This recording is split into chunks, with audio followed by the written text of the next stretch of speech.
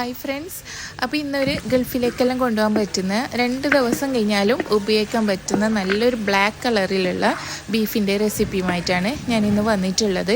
അപ്പോൾ ഇതൊരു 5 കിലോ ബീഫിൻ്റെ റെസിപ്പിയാണ് ഞാനിന്ന് കാണിക്കുന്നുള്ളത്. അപ്പോൾ ഇത് 2 പാർട്ടായിട്ടാണ് ബീഫൊന്ന് വേവിച്ചിട്ടെടുത്തിട്ടുള്ളത്.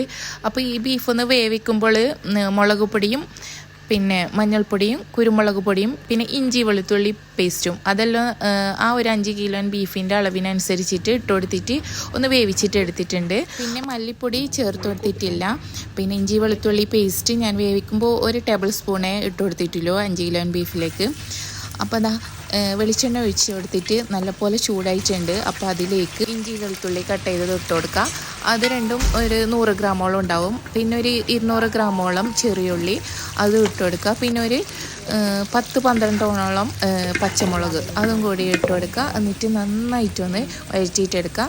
വഴറ്റിയെടുത്തതിന് ശേഷം 2 ടേബിൾ സ്പൂണോളം പെരുംജീരകത്തിൻ്റെ പൊടിയും 1 ടേബിൾ സ്പൂണ് കുരുമുളക് പൊടിയും 2 ടേബിൾ സ്പൂണ് ഗരം മസാലപ്പൊടിയും ഇതെല്ലാം ഒന്ന് ചേർത്ത് കൊടുത്തിട്ട് പിന്നെ ഒരു ടേബിൾ സ്പൂണോളം മുളക് പൊടി അതും കൂടി ചേർത്ത് കൊടുത്തിട്ട് നന്നായിട്ടൊന്ന് റോസ്റ്റ് ചെയ്തെടുത്തതിന് ശേഷം വേവിച്ചിട്ട് വെച്ച ആ ബീഫും ഇതിലേക്ക് ഇട്ട് കൊടുത്തിട്ട് നല്ലപോലെ ഒന്ന് മിക്സ് ചെയ്തിട്ട് കൊടുത്തിട്ട് ഇതിൻ്റെ ഗ്രേവിയെല്ലാം നല്ലപോലെ ഒന്ന് വറ്റുന്നത് വരെ ഒന്ന് കുക്ക് ചെയ്തിട്ട് എടുക്കലാണ്. അപ്പോൾ ബീഫെല്ലാം ഏകദേശം റെഡി ആയിട്ടുണ്ട്. ഇനിയിലേക്ക് കുറച്ച് പിന്നെ കുരുമുളക് പൊടിയും കുറച്ച് ഗരം മസാലപ്പൊടിയും പിന്നെ കറിവേപ്പിലയും ഇട്ട് കൊടുത്താൽ ബീഫ് റെഡി ആയിട്ടുണ്ട്.